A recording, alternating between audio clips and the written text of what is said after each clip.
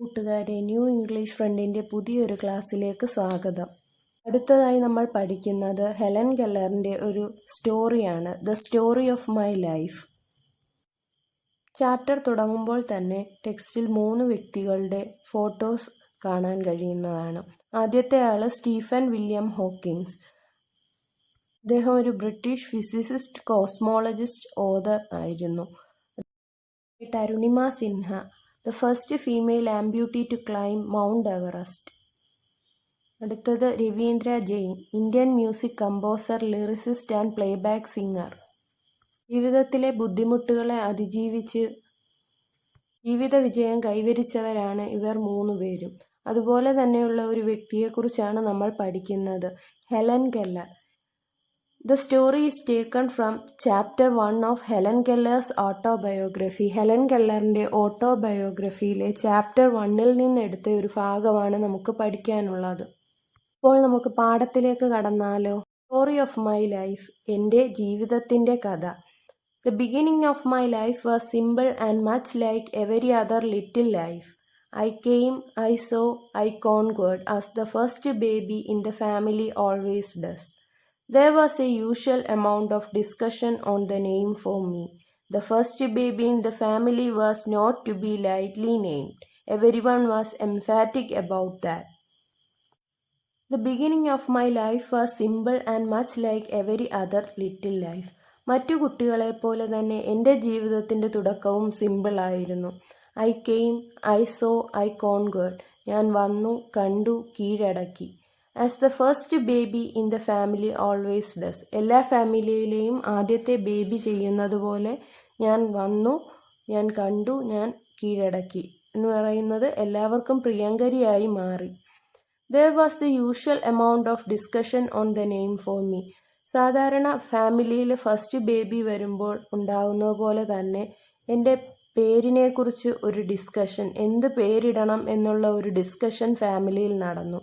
The first baby in the family was not to be lightly named. Everyone was emphatic about that. ഫാമിലിയിലെ ആദ്യത്തെ ബേബിയുടെ name light name ആയിരിക്കരുത്, അതായത് ഒരു സാധാരണ പേരായിരിക്കരുത് എന്ന് ഫാമിലിയിൽ എല്ലാവരും വിചാരിച്ചു. My father suggested the name of Mildred Campbell. She was one of our highly esteemed ancestors, but in the excitement of carrying me to church, my father forgot the name on the way. When the church minister asked him for it, he gave the name Helen Adams. My father suggested the name of Mildred Campbell.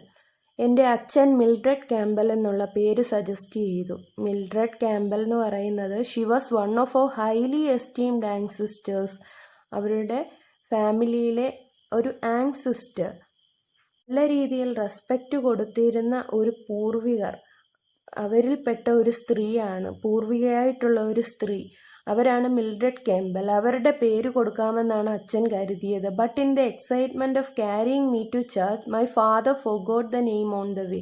അങ്ങനെ ഹെലന് പേരിടാൻ വേണ്ടിയിട്ട് പള്ളിയിലേക്ക് പോകുന്ന ആ ഒരു സന്തോഷത്തിൽ അവളുടെ അച്ഛൻ ആ പേര് മറന്നുപോയി. When the church minister asked him for it, he gave the name Helen Adams. Church minister ആ പേര് ചോദിച്ചപ്പോൾ അച്ഛൻ കൊടുത്ത പേര് ഹെലൻ ആദംസ് എന്നുള്ള പേരായിരുന്നു. പാരഗ്രാഫിലേക്ക് പോകാം. I showed many signs of an eager, self-asserting disposition when I was still a baby. I insisted upon imitating everything that I saw other people doing. At 6 months, I could pipe out, "How'd I?" കുട്ടിക്കാലം മുതൽ തന്നെ അവൾ അവളുടേതായ ഒരു സ്വഭാവം express ചെയ്യാൻ, confident ആയിട്ട് express ചെയ്യാൻ വേണ്ടിയിട്ട് ശ്രമിച്ചു, കുട്ടിയായിരുന്നപ്പോൾ തന്നെ. I insisted upon imitating everything I so other people doing. മറ്റ് ആളുകൾ ചെയ്യുന്നതെല്ലാം കണ്ട് അവൾ അത് ഇമിറ്റേറ്റ് ചെയ്യാനായിട്ട് ആഗ്രഹിച്ചിരുന്നു, അല്ലെങ്കിൽ ഇമിറ്റേറ്റ് ചെയ്യാൻ ശ്രമിച്ചിരുന്നു. At 6 months I could pipe out how d'ye. Pipe out means speak in a high voice. 6 മാസം പ്രായമുള്ളപ്പോൾ അവൾ ഹൗ ഡൈ എന്ന വേർഡ് പറയാൻ വേണ്ടിയിട്ട് ശ്രമിച്ചിരുന്നു. One day I attracted everyone's attention by saying tea tea tea quite plainly. Even after my illness I remembered one of the words I had learned in these early months. ഒരു ദിവസം അവൾ എല്ലാവരുടെയും attention, എല്ലാവരുടെയും ശ്രദ്ധ പിടിച്ചു പറ്റിയത് T എന്നുള്ള വാക്ക് പറയാൻ ശ്രമിച്ചുകൊണ്ടായിരുന്നു. Even after my illness, I remembered one of the words I had learned in these early months. അവളുടെ അസുഖം ബാധിച്ചതിന് ശേഷവും അവൾ ഓർക്കുന്ന ചില വാക്കുകൾ, അവളുടെ ആദ്യത്തെ കാലത്ത് പഠിച്ചിട്ടുള്ള ചില വാക്കുകൾ അവൾ ഇപ്പോഴും ഓർക്കുന്നുണ്ട്. It was the word water. അതിലൊരു വാക്കാണ് water. I continued to make some sound for that word after all other speech was lost. I stopped making the sound va only when I learned to spell the word. I continued to make some sound for that word after all other speech was lost. അവളുടെ സംസാരിക്കാനുള്ള കഴിവെല്ലാം നഷ്ടപ്പെട്ടെങ്കിലും water എന്നുള്ള sound അവൾ പറയാൻ വേണ്ടിയിട്ട് ശ്രമിച്ചിരുന്നു. I stopped making the sound വാ എന്നുള്ള sound ഉണ്ടാക്കുന്ന അവൾ നിർത്തി.